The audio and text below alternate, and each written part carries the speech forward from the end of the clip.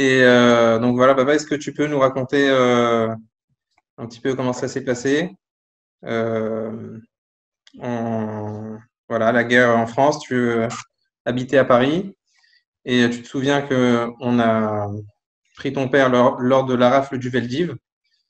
Est-ce que tu peux nous raconter d'abord un petit peu avant comment ça se passait Paris avant la guerre et ensuite comment ça a évolué, Euh, qu'est-ce qui s'est passé et la suite. bon, bien sûr, je vais parler de la Shoah, mais la façon dont moi je l'ai vécu personnellement, et vous allez voir qu'elle n'a pratiquement rien à voir avec ce qu'on apprend. Alors, je suis donc le père de Nathan Moussetti. Je suis l'heureux père. Et puis, je dis heureux père, parce que c'est un bon fils. Mais je dis aussi heureux pour une autre raison dont je vous parlerai un peu plus tard. Donc, je suis né à Paris en 1929, ça fait déjà pas mal d'années, et mon père venait d'Ukraine, il était ukrainien, il est venu en France en 1922-23, je crois, après que sa mère ait été assassinée par les Ukrainiens, les nationalistes ukrainiens qui étaient anticommunistes mais qui étaient essentiellement anti-juifs. Et c'est à la suite de la mort de sa mère qu'il a quitté sa famille et qu'il est venu en France. Bon, ma mère était d'origine turque. Ils ont quitté la Turquie en 1921-22, lorsqu'il y a eu la révolution nationaliste en Turquie et où le sort des Juifs était incertain.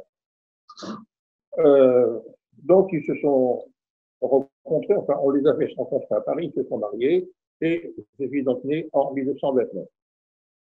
J'ai vécu une enfance heureuse, simple, mais heureuse, très heureuse. Mon père était ouvrier, il était ajusteur, il travaillait chez Renault, aux usines Renault, à Boulogne-Billancourt. Ma mère était couturière, elle a cessé de travailler quand je suis né, et ensuite quand je suis ma soeur, donc elle s'est consacrée à élever ses enfants. On vivait simplement, gentiment, mais on est heureux. Sur le plan juif, en fait, mon père suivait, comment vous dire, c'est pas une tradition, on suivait la façon de vivre de la quasi-totalité des Ashkénazim à l'époque, c'est-à-dire qu'on n'est pas éloigné, mais complètement coupé du judaïsme. Mon père vivait dans la terreur de se reconnaître comme juif. Il avait vu mourir sa mère, qu'elle avait frappé, bien entendu, et il voulait se faire oublier qu'il était juif et ne pas se faire reconnaître en tant que juif. Et ce qui fait que nous, enfants, ben, on était juifs. Ah, vous êtes juif, bon, c'est tout, mais sans plus. Et surtout, il fallait ne pas le dire, ne pas le montrer. Et je crois que c'était le comportement de la plupart des gens de cette époque. Et quand j'y repense, j'allais à l'école primaire de mon quartier, je n'ai jamais entendu parler de bar mitzvah, jamais de bar mitzvah, jamais même de cachette, de cachette non plus. Vraiment, on voulait s'intégrer et même s'assimiler dans la société française. Bon, ce sont des tours. Bon, voilà. Euh, la guerre arrive. Les premières mesures sont prises contre les Juifs. Les postes de radio sont confisqués, les vélos sont confisqués. On doit se faire enregistrer au commissariat, etc. De temps en temps, il y avait des rafles, des gens étaient arrêtés dans les rues, notamment en février 1941. Oui, le premier rafle à Paris, le premier grand rafle.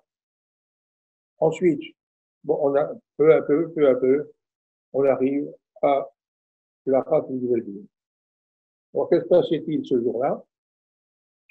D'abord, ce jour-là, c'était une belle journée d'été, ensoleillée. L'école venait de se terminer. À l'époque, l'école finissait le 14 juillet. Donc, depuis 2 jours, on était en vacances. On était heureux. Et puis, voilà que, à l'aube du 16 juillet, on entend, j'habitais dans le 4e arrondissement, à côté de ce qu'on appelle le Plexel. Et il y avait plusieurs familles juives dans l'immeuble.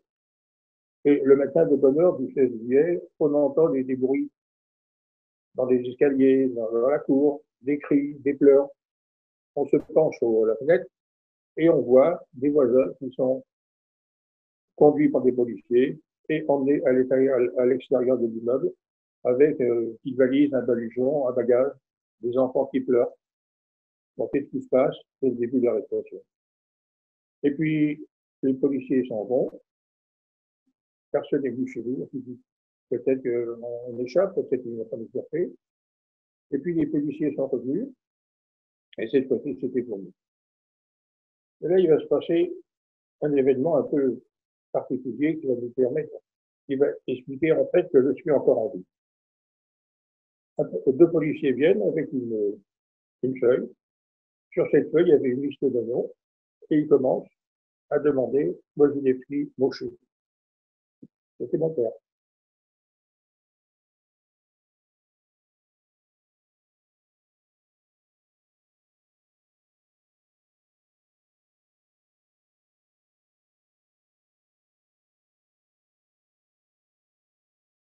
Et je suis dit,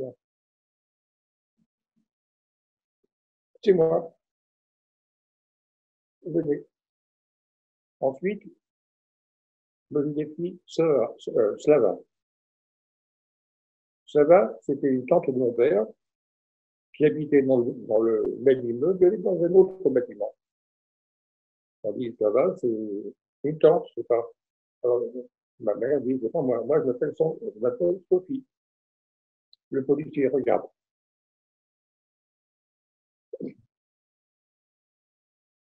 Il regarde sa liste et il dit non, Sophie, c'est Slava que je dois prendre, elle n'est pas là, elle n'est pas là. Bien. Alors, je ne prends donc que mon père.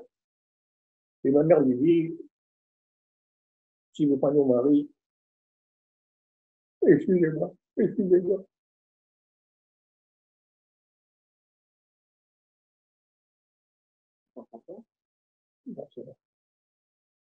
Si vous prenez mon mari, vous prenez moi et les enfants. Policier, écoutez, ne bougez pas, restez à la maison, je prends votre mari et je vais me renseigner, savoir en ce qui vous concerne, et je viendrai vous dire. Le policier s'en va avec mon père, et nous restons à la maison, ma soeur, moi.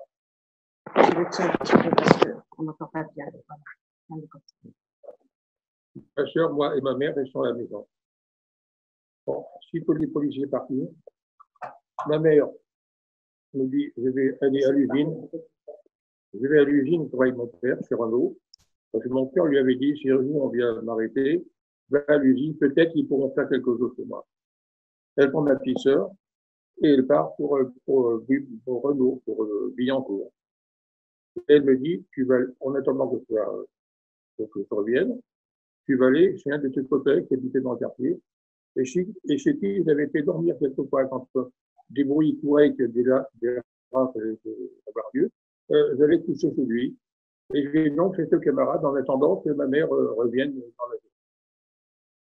Le temps passe, on arrive le soir, ma mère n'est pas rentrée. Plus tard, j'apprendrai ce qui s'est passé. À l'usine, on lui dit qu'on ne peut rien faire. Et qu'il vaut mieux qu'elle ne revienne plus. Donc, elle est repartie de l'usine, de Renault, désespérée. Et puis, l'idée lui vient, je ne sais pas pourquoi. Elle-même aussi, certainement, n'a jamais pu. L'idée d'aller voir une de ses tantes qui habite à Paris, rue Saint-Maur.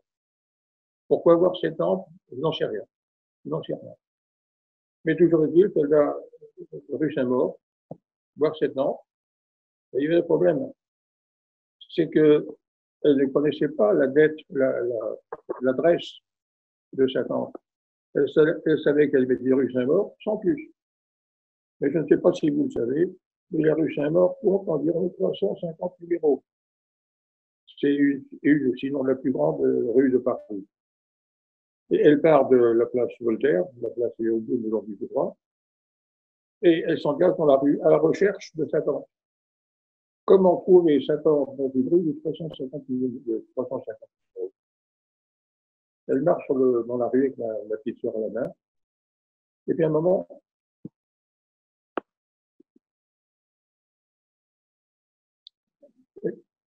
À un moment, elle entend qu'on l'appelle. Sophie, Sophie.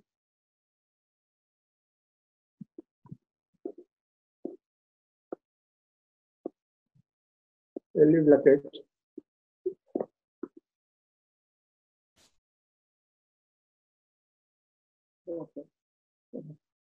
Elle voit sa tante à la fenêtre en train de se coiffer. Et elle va donc chez sa tante. Et là, elle lui raconte ce qui s'est passé. Et sa tante lui dit, écoute, reste là un petit peu, repose-toi. Bon. Bon, et entre-temps, je ne sais pas comment on l'a pris, à l'époque, il n'y avait pas le téléphone comme maintenant. Je ne sais pas comment on l'a pris, mais on a appris, moi je l'ai appris chez les amis chez qui j'étais, et ma mère l'a appris là où elle était, que les policiers étaient revenus, ils n'ont trouvé personne dans notre appartement, et ils ont mis les scellés. C'est-à-dire qu'en fait, on ne pouvait plus rentrer chez nous. Quel est ton devenir? Alors, je reviens à moi. J'étais chez mon copain, c'est un copain de classe, pas plus que ça. Ils m'ont accueilli pour la journée. Maintenant, voilà, je ne peux plus rentrer chez moi. Je continue. Ils m'ont dit, comment rire, bon, je reste chez nous un petit peu, on va voir ce qui va se passer. Et je reste chez eux, ce soir-là, le lendemain et le surlendemain. Et finalement, j'ai passé la guerre chez eux. J'étais caché chez les porte-avions. En fait, rien n'était prévu, ça s'est passé comme ça. Et ce sont des braves gens qui m'ont hébergé, qui m'ont caché. Bon, je suis resté donc chez eux jusqu'à la libération. Je ne sortais pratiquement pas de la maison, de leur appartement. Et je vivais dans l'angoisse d'être reconnu, d'être dénoncé, d'être arrêté, d'être. Et une petite parenthèse, plus tard, 20 ans, 30 ans plus tard, quand j'ai pris l'habitude d'aller, attendez, on est en train de manipuler. Ça bouge, voilà. C'est ça. Voilà, quand j'ai pris l'habitude d'aller à la synagogue le Shabbat, j'ai découvert avec surprise dans la paracha Kitavo une phrase que je me répétais tous les jours pendant ces 2 ans où j'ai caché. Je vous lis cette phrase. Tu diras le matin, tu diras, pardon, je m'excuse. Tu diras le matin que la nuit, tu diras le matin que naisse le soir, et le soir tu diras que naisse le matin, dans l'angoisse qui remplira ton cœur au spectacle que verront tes yeux. Tous les matins, je me disais, vivons ce soir. Et tous les soirs, je me disais, vivons ce matin. C'est-à-dire que chaque matin, quand je me réveillais, je souhaitais le soir me retrouver encore dans ce lit. Je ne serais pas arrêté dans la journée. Et le soir, quand je me couchais, je souhaitais que le matin, me réveiller. Non, attends, parce qu'il faut te voir ici. Me trouver dans ce lit et je ne veux pas réveiller par le coup que les policiers frappaient sur la porte. Donc, 2 années d'angoisse. Bon, ma Shoah à moi, c'était à peu près ça. C'est pas tout d'autres. C'est là que regarde. Bon. Je m'excuse, c'est ma femme qui est à côté, me centre la parole. Bon, quant à ma mère, elle est restée chez sa tante pendant quelques jours. Et puis cette tante, qui était turque, elle aussi était dans l'angoisse. Bon, c'est plus tard qu'on saura que les Turcs étaient préservés par des accords entre les nazis et le gouvernement turc. Mais sur le moment, on ne le savait pas, puisqu'un frère de ma mère avait été arrêté à la rafle de 1941. Et donc, on pensait que les Turcs aussi pouvaient être arrêtés. Et cette tante avait peur, elle lui dit, écoute, Sophie, j'ai peur, je ne peux pas te garder. Dès que tu peux, tu t'en vas. Et Mes parents, avant la guerre, avaient acheté un petit bout de terrain à Montgeron, dans la banlieue parisienne, à l'entrée de la forêt de Sénart. Et ils y avaient construit une petite baraque, vraiment une baraque. Vraiment une baraque en bois, sans confort. Il n'y avait pas d'électricité, pas de gaz, pas de courant. On y a passé de bonnes vacances. On arrête. On y a passé de bonnes vacances. Attends, j'entends pas ce que tu dis. Oui. On voit le haut de sa tête. Ah, d'accord. Ben oui, parce que j'essaye de le cadrer aussi, et puis ça, il ne se rend pas compte. Voilà. Voilà. Poser devant, ça. Oui. Voilà. On va le poser là. Ça va le livre là? Voilà. Attends, pose-le ici. Parce qu'on relie tout. Voilà. On va le poser ici. Ah ben bon, oui. Voilà. C'est mieux. Tu vois, il faut te cadrer ici. Voilà. C'est bon? Bon. Là, c'est bon. Allez, continue. Donc, ma mère est partie pour Montgeron. Et Son, là. Non, mais tu attends. Mais pas mal. Voilà, comme ça, très bien. voilà, elle va donc à Montgeron, elle prend le train et en sortant de la gare, elle va faire quelques courses, elle va s'acheter de quoi manger. Elle va dans une épicerie que nous avions l'habitude de fréquenter quand on était là-bas pendant les vacances. Et l'épicière a été surprise de voir ma mère arriver, ma sœur, et lui demande qu'est-ce qui se passe. Et ma mère commence à lui raconter. Et cette dame, écoutez, vous êtes fatigué, vous allez rester chez moi pendant quelques jours et ensuite vous irez dans votre baraque. Ma mère va donc chez ces personnes pour quelques jours. En fait, elle y restera jusqu'à la libération en 1944. Ce qui fait que d'un côté, moi je suis resté caché. Je suis resté caché chez mon ami, mon copain d'école, et ma mère est restée cachée chez cette épicerie. Voilà, c'était voilà en fait comment la guerre s'est passée pour nous. Bon, la guerre terminée, on espérait que mon père reviendrait. On ne savait pas que les déportés étaient tués pratiquement sur le coup. Mon père était un ouvrier, il était robuste, de bonne santé, il avait l'habitude de travail difficile, et on pensait que les gens qui étaient déportés allaient travailler. Et en réalité, mon père n'est pas revenu, et nous n'avons jamais su ce qui lui arrive. Voilà. Donc, on a eu de la chance. J'ai eu de la chance. Ça s'est arrêté là. J'ai survécu. Moi, j'ai eu de la chance avec moi. Mais en y réfléchissant plus tard avec le temps, je dis quand même, j'ai beaucoup de chance. Comment se fait-il que dans la liste que les policiers avaient quand ils étaient fini, le nom de ma mère n'y était pas?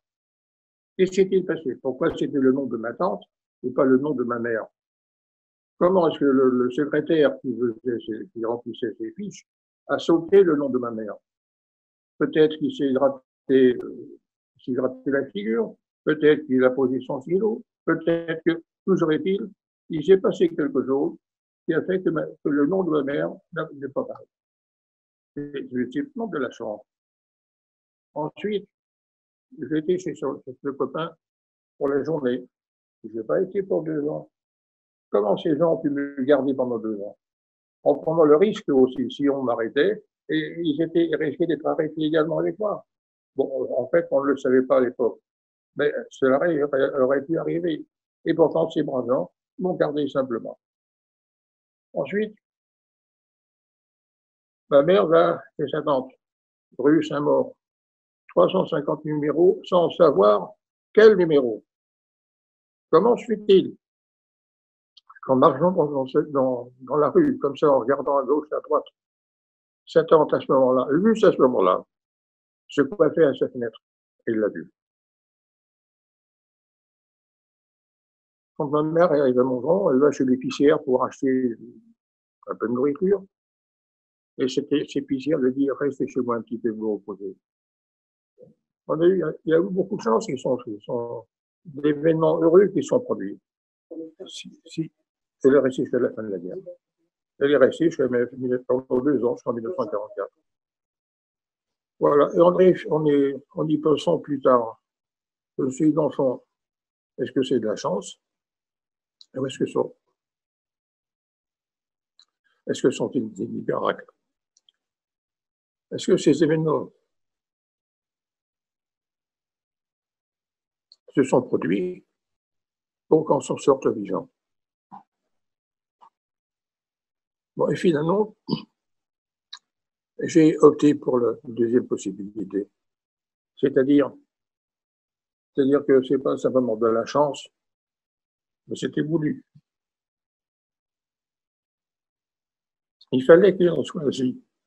Il fallait qu'on survive. Et pourquoi? Et pourquoi? En pensant encore, mon père a été tué. Non pas c'est M. Mojilevski qui a été tué, c'est un juif qui a été tué. C'est le juif en lui qui a été tué. Et pourtant, je vous l'ai dit tout à l'heure, nous ne pratiquons rien. On ne faisait rien, on était juifs que d'autres sont noirs. Ce n'est pas de leur faute, on était juifs. Mais il n'y avait rien dans notre comportement, dans notre façon de vivre, qui était juif. Et pourtant, il était tué. Bon.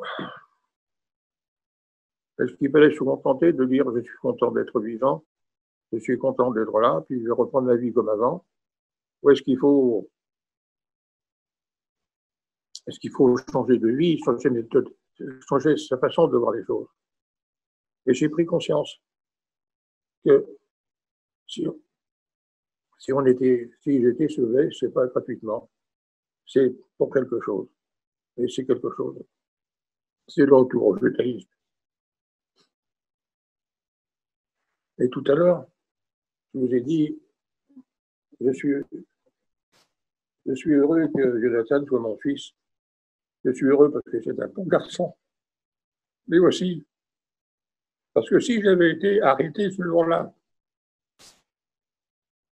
il ne serait jamais né.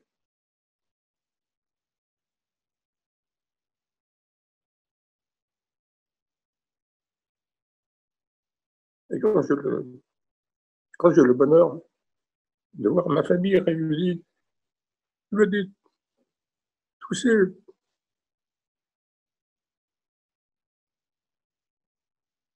ces enfants sont le résultat du miracle que j'ai eu. Si j'étais parti, ils n'auraient pas été là. Voilà. Bon, et d'un autre côté, être juif, c'est pas être n'importe qui. Être juif, c'est une chance. C'est une chance. Et il faut mériter d'être juif. Il faut être juif et continuer. Je ne sais pas comment vous dire. Mais vous voyez, après la guerre, quand j'ai pris conscience que l'objectif, c'était en fait de tuer des juifs et que j'ai eu la chance, moi, d'être survivre, je me suis dit, je ne peux pas revenir comme avant. Je ne peux pas revenir à être ce que j'étais. Rien du tout. Rien du tout. Mon père a été tué parce qu'on le prenait pour un juif, mais en fait, c'est ce qu'il l'était par sa pratique. Et j'ai pensé qu'il fallait, d'une part, revenir au judaïsme, et d'autre part, créer une famille juive. Et j'ai eu le bonheur de rencontrer une jeune fille juive avec qui je suis marié. Mon épouse, à côté de ça. D'avoir une belle petite famille, 3 enfants juifs, qui se sont mariés avec des juifs. J'ai 2 petits-enfants juifs et les 2 arrière-petits-enfants juifs. Je crois que j'ai mérité la vie qui m'a été laissée et ben, je suis heureux. Voilà, je vous remercie, je m'arrête là. Je m'excuse d'avoir m'être interrompu plusieurs reprises et je suis très émotif et rempli de tous ces souvenirs. Voilà, merci.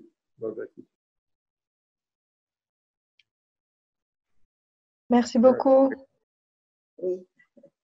Nathan, est-ce que tu veux prendre un peu la parole? Oui, On te réactive ton micro. Ouais, du coup, papa, comment tu vois les Juifs qui, après la guerre, ont survécu et ils ont eu une autre réaction. Ils se sont dit, ben, si on a vécu ça, Dieu n'était pas là, etc. Donc, on abandonne tout. Et oui. comment alors sans juger évidemment, mais comment voir un petit peu ces deux sortes de réactions?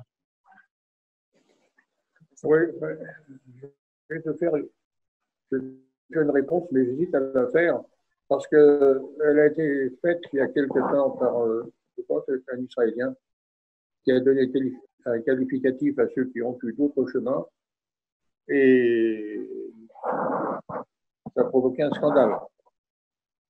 Ça a provoqué un scandale et je ne sais pas quoi te dire. Mais ils ont les nazis ont voulu nous tuer, nous, en tant que juifs, c'est-à-dire nous faire disparaître. Bon, il y a différentes façons de disparaître. On peut nous tuer, mais on peut nous-mêmes, non pas, on peut nous-mêmes se suicider en tant que juif. Continuer à vivre en tant qu'être vivant, mais ne plus être juif. Ni soi-même, ni sa descendance. Et donc, dans un certain sens, c'est poursuivre, sinon achever, l'œuvre des nazis. À mon sens, à mon sens. Monsieur Mogievski, est-ce que je peux vous poser une question? Je vous en prie. Est-ce que vous avez, il y avait de la famille de votre père qui était encore en Ukraine pendant la guerre? Du tout, du tout. De mon père, nous n'avons aucune famille. Nous n'avons aucune famille. J'avais donc cette tante que les policiers étaient venus chercher, qui était cachée, qui s'était cachée. Elle est revenue après la guerre. Mais ils n'avaient pas d'enfants, donc pour eux, quand ils sont éteints, il n'y a pas eu de suite. En ce qui me concerne, je n'ai pas d'autres familles du côté de mon père. Et il y a 2 ou 3 ans, mon fils a été à Auschwitz. Il a vu les listes de gens qui ont été tués. Il y a des centaines de milliers. Et ben, je n'en connais bien. A priori, les Ukrainiens n'ont pas été envoyés à Auschwitz, donc ça doit être une autre branche de la famille. Ouais, probablement. En Ukraine, c'était la Shoah par balle, surtout. Ouais, c'est ça. Et c'est pour ça que nous devons tenir. Nous devons persister. Nous devons être forts. Et non pas forcément forts par les armes, mais être forts par notre esprit, par notre volonté d'être juif et de rester juif.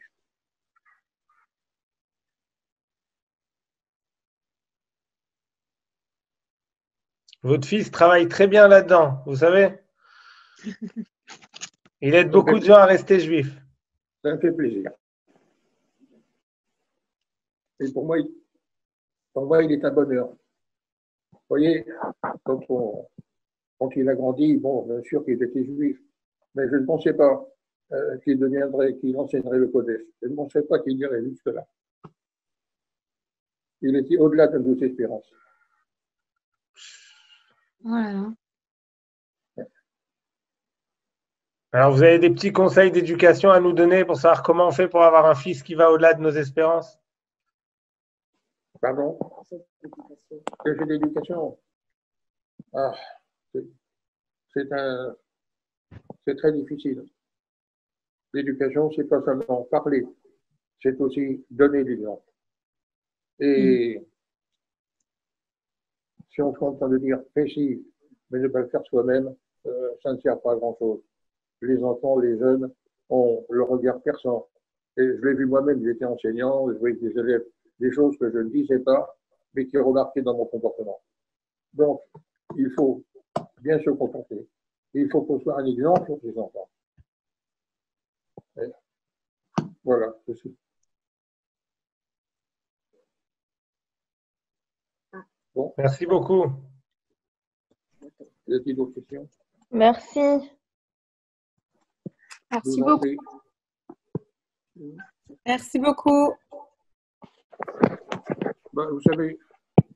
Vous entendez là? Je ne sais pas s'ils entendent. Est-ce que vous m'entendez? Oui. Oui. Bon, je ne vous ai pas apporté grand-chose sur la Shoah, tel qu'on en parle. Je ne vous ai pas parlé d'Auschwitz, je ne vous ai pas parlé des arrestations. Je vous ai parlé simplement de mon histoire. bon, qui est assez particulière. Et c'est pour ça que je pense qu'il y a eu un miracle en ce qui me concerne. Et j'ai voulu remercier l'auteur de ces miracles et mériter la vie qui m'a été accordée. Voilà. Je vous remercie beaucoup. Merci, à vous. Monsieur Modulewski.